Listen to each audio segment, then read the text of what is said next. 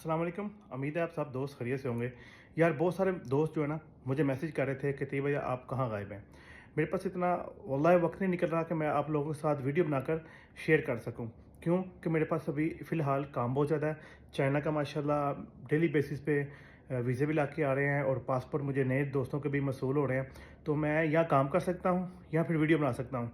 मैं तकरीबन कभी कभी तो वीडियो डेली एक बनाता हूँ, कभी कभी जब मेरे पास काम होता है और मैं फिर वीडियो नहीं बना सकता।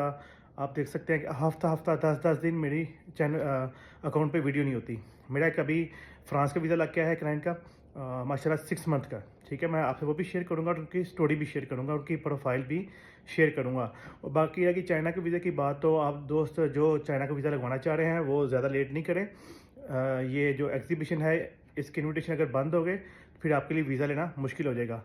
जो दोस्त चाइना का वीज़ा लेना चाहते हैं मेरे नीचे दिए गए व्हाट्सएप नंबर पे मुझसे रब्ता करें, मैं आपको 100% चाइना का वीज़ा लेकर दूंगा।